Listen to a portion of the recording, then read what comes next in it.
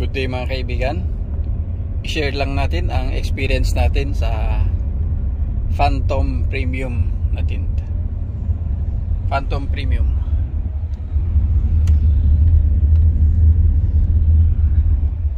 Ganito sa kalinaw.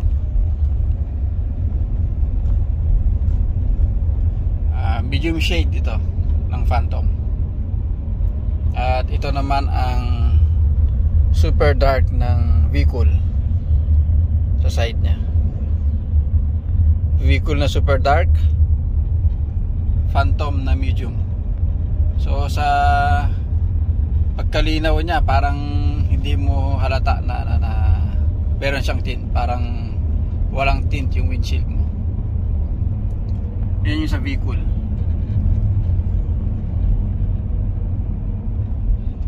Ang observation natin dito mga kaibigan ay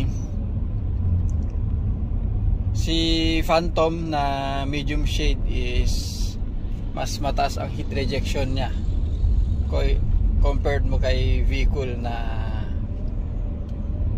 super dark. Mas kung hawakan mo sila ay mas malamig yung yung Phantom tint.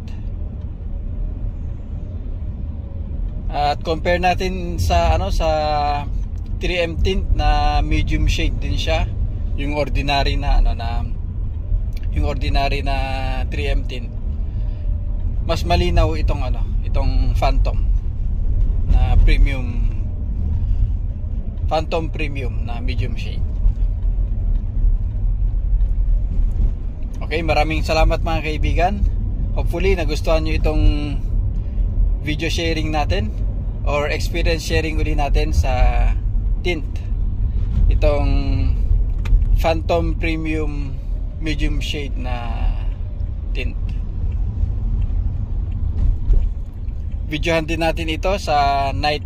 Tingnan natin ang vision niya sa gabi mga kaibigan ng Phantom na medium shade. Ito ang vision ng 3M tint mga kaibigan. Ang ginamit natin dito is 3M na ordinary. Medium shade din ito.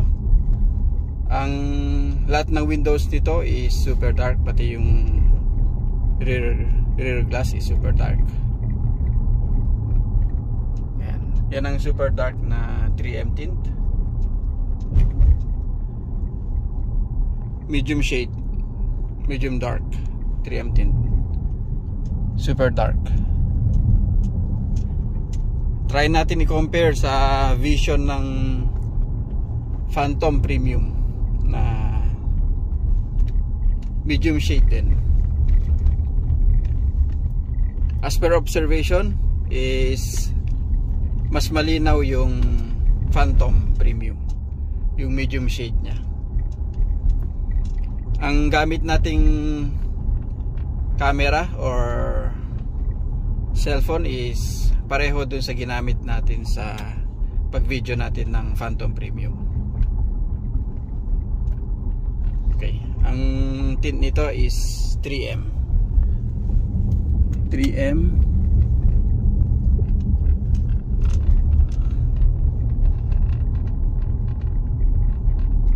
Ano sa tingin nyo mga kaibigan? Anong mas malinaw? 3M tint or Phantom Premium? At observation natin, mas mainit itong mas mainit ang 3M tint.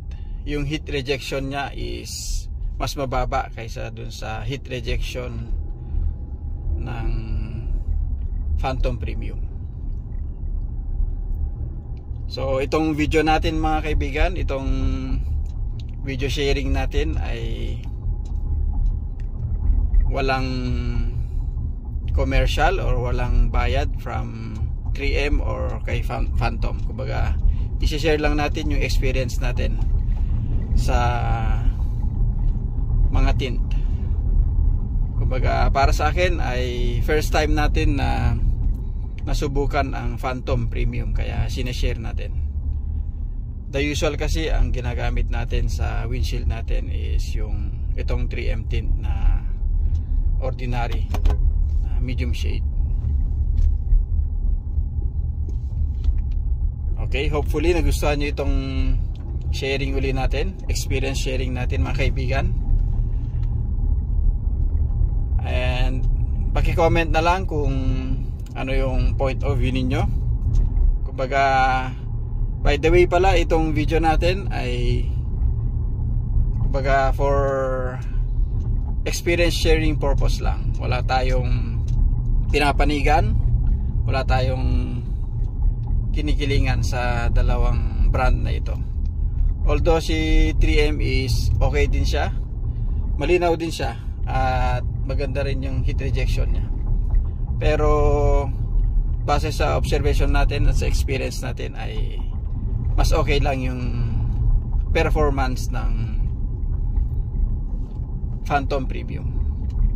Pero sa experience din natin sa 3M ay kahit abutin siya ng 5 years, 3 years, 5 years, ganun, ay hindi talaga nagdi-discolor or hindi na fade ang kulay niya, at yung dikit niya ay intact, napakaganda. Sa Phantom ay obserbahan pa natin kasi first time natin gumamit ng Phantom brand.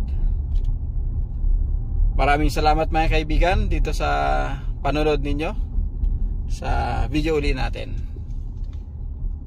And as always, keep believing and trusting the Lord. Keep safe and God bless.